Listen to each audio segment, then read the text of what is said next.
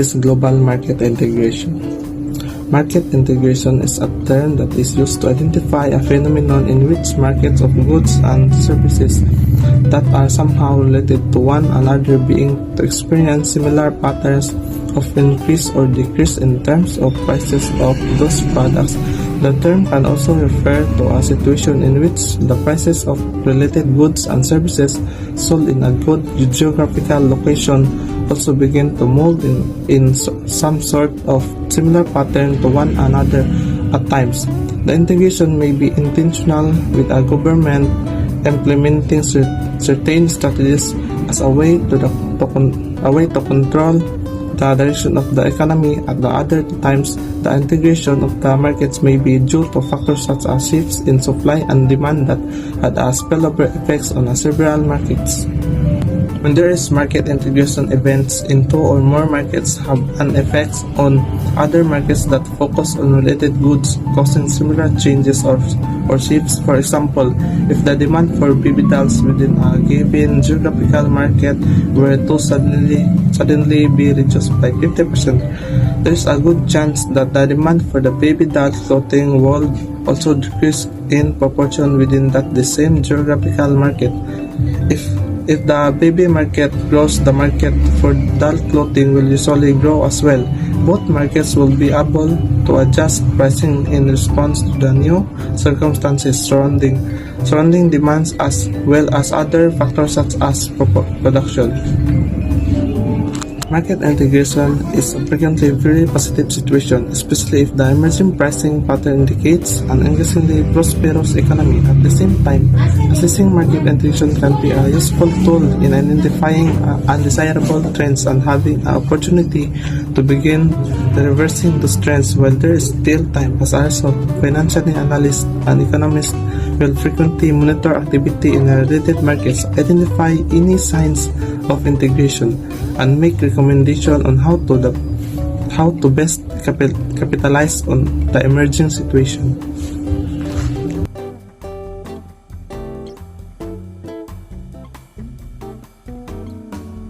History of the global market integration.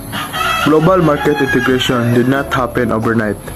It was the result of the establishment of the global economy that involved the homogenization of trade and commerce. Prior to the trends in the globalization of the 20th century, international trade and exchange of goods and services were already practiced. Harvey sees that cities and countries were able to extend their reach beyond borders. Patterns of trade and technology because of developments in shipping and navigation. This was observable in the development of maritime transport throughout history. Colonialism and imperialism rose as the new ways of putting order to the economic interrelationships among countries. Equity, corporate ownership, management subsidiaries, and central headquarters, which supply and distribute goods and services, were established through colonialism. The Spanish government in the 1960s, for instance, made use of its colonies like the Philippines and Mexico as supplier of its resources for trade. The integration of the global market started when big American corporations began to emerge after the Second World War, with the rise of new conglomerates. International Telephone and Telegraph bought Abyss Rent-A-Car, Continental Banking, Sheraton Hotels, and Hartford Fire Insurance. American History 2018. Later, Japan and Europe followed suit. Japanese global automobile corporations like Toyota, Nissan, and Isuzu took after the giant American companies flourished. These companies prospered as the primary and global makers of trucks for Japanese military. Renault Automobiles, a French multinational automobile manufacturer, was also used to help in the military post-war operations. The rise of American, Japanese, and European global corporations paved the way for the further development of international trade. Neolithic Revolution, also referred to as the Agricultural Revolution, is thought to have begun about 12 years ago, with coincidence with the end of last ice age and the beginning of the current geological epoch. The Holocene, and it forever changed how humans live, eat, and interact, paving the way for modern civilization. During the Neolithic period, hunter-gatherers roamed the natural world, foraging for their food, but then a dramatic shift occurred.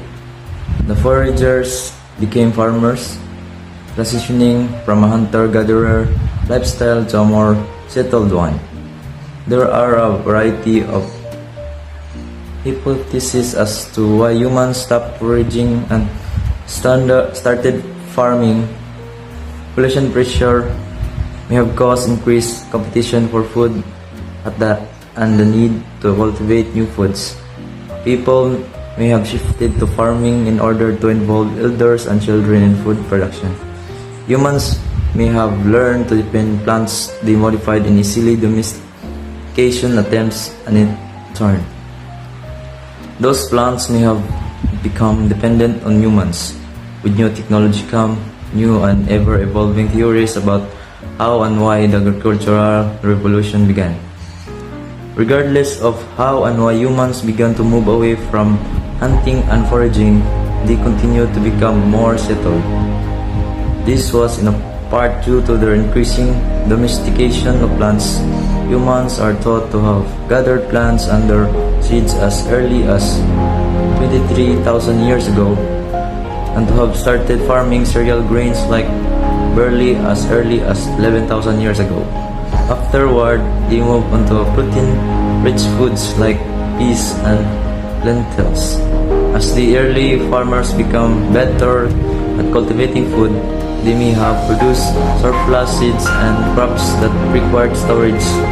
This would have both spurred population growth because of more consistent food availability and required more settled way of life with the need to store seeds and tend crops. The agricultural revolution had a variety of consequences for humans. It has been linked to everything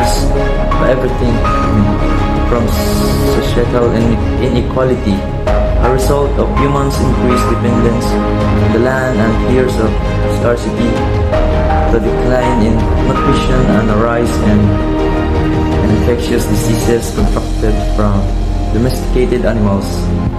But the new period also ushered in the potential for modern societies, civilizations characterized by large population centers, improved technology, and advancements in knowledge, arts, and trade.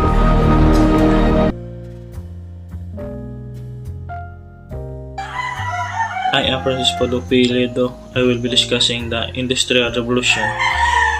Industrial Revolution in modern history, the process of change from an agrarian and handicraft economy to one dominated by industry and machine manufacturing. These technological changes introduced novel ways of working and living and fundamentally transformed society. This process began in Britain in the 18th century and from there spread to the parts of the world. Although used earlier by French writers, the term Industrial Revolution was first popularized by the English economic historian Arnold Toynbee, 1852 to 1883, to describe Britain's economic development from 1760 to 1840. Since Toynbee's time, the term has been more broadly applied as a process of economic transformation than as a period of time in a particular setting. This explains why some areas such as China and India did not begin their first industrial revolutions until the 20th century, while others such as the United States and Western Europe began undergoing second industrial revolution by the late 19th century. The main features involved in the Industrial Revolution were technological socio-economic, and cultural. The technological changes include the following. 1. The use of more basic materials, chiefly iron and steel. 2. The use of new energy resources, include both fuels and motive power such as coal, the steam engine, electricity, petroleum, and the internal combustion engine.